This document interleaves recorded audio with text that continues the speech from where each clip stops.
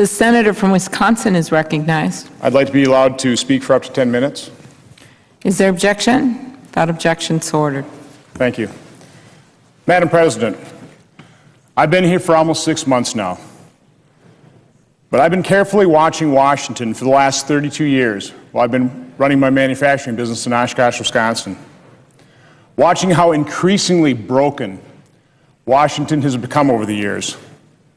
Nothing I've seen in the last 6 months has changed that evaluation. Washington is broken, and America is going broke. Our economy is in a coma, and people are suffering. America hungers for leadership, and it's not getting any.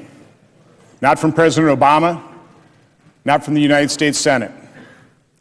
We can't afford to have a broken political process. Not now. Not while America is hurtling toward a financial crisis. Under Democratic leadership, it has been over 2 years since the United States Senate has passed a budget, and there is currently no markup going on in the Budget Committee to produce one. America is going bankrupt, and the Senate refuses to pass a budget. The President's budget, the one he presented several months ago, to great fanfare. Remember that? 4 1/4 inches thick, 2,400 pages long, and who knows how many thousands of man-hours that document took to produce. It was going to be the solution to our fiscal problems. But it was so unserious. It would have added over $12 trillion to our nation's debt. It was so unserious. When it was voted on in the United States Senate, it lost by a vote of 0 to 97. It was so unserious that not a single member of the President's own party voted for it. Instead of rolling up his shirt sleeves and personally tackling the #1 problem facing this nation right from the beginning, President Obama delegated his role in sporadic negotiations to Vice President Biden. Now that those talks have broken down, the President is finally getting personally involved in this process. But what kind of process is this? A few people talking behind closed doors, far from the view of the American public? Is that the process that is going to decide the fate of America's financial situation, of our financial future? Is this how the U.S. government is supposed to work? I don't think so. Of course not. Unfortunately, this has become business as usual here in Washington. As a manufacturer, I know if the process is bad, the product will be bad. Business as usual here in Washington is a bad process. Business as usual is bankrupting America. It must stop.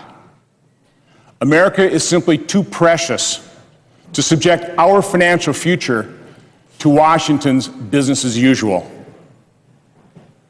Now, I'm pretty new here. I don't pretend to understand everything that makes the Senate work, or maybe more accurately, what doesn't allow the Senate to work. But I do know the Senate runs on something called unanimous consent. So unless we receive some assurance from the Democrat leadership that we will actually start addressing our budget out in the open, in the bright light of day, I will begin to object. I will begin to withhold my consent. The Senate needs to pass a budget. It shouldn't be that difficult. Families do it every day. A husband earns $40,000. A wife earns $40,000. Total family income is $80,000. That's their budget. That's what they can afford to spend. American families figure out how to live within their means. The federal government should be no different. A budget is a number. We should first pick one number and then a set of numbers that won't let America go bankrupt. So let me start the process by throwing out a number. $2.6 trillion. This is $800 billion more than we spent just 10 years ago. The $2.6 trillion, that is the amount that President Obama in his budget said the federal government will receive in revenue next year.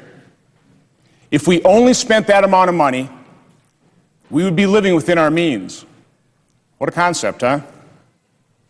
If we want to spend more than $2.6 trillion, members of Congress, members of this administration should go before congressional committees and openly justify what they want to spend, how much they want to borrow, and how much debt they are willing to pile on the backs of our children, our grandchildren, and our great-grandchildren.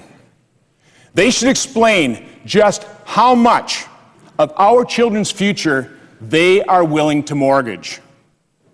The American people deserve to be told the truth. Unless that happens, I will begin to withhold my consent. Unless there is some assurance that the Senate will take up its budget responsibilities in an open process, I will begin to object. Madam President, I note an absence of a quorum.